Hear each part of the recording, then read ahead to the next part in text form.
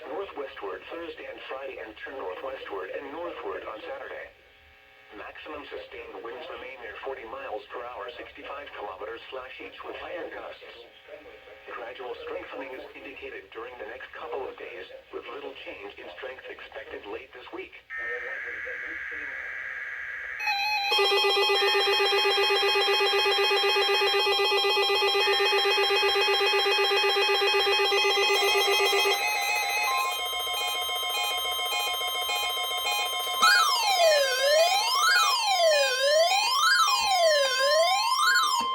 This is the National Weather Service in Jackson, Mississippi. The preceding signal was a test of the NOAA Weather Radio Warning Alarm device.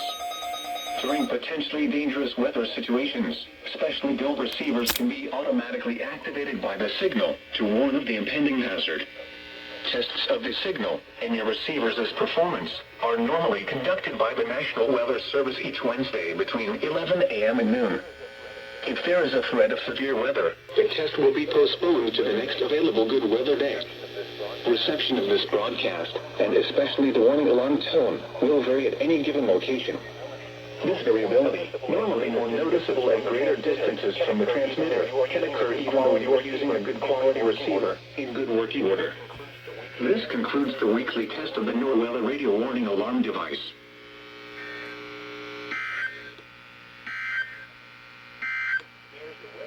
Here's the latest tropical cyclone update.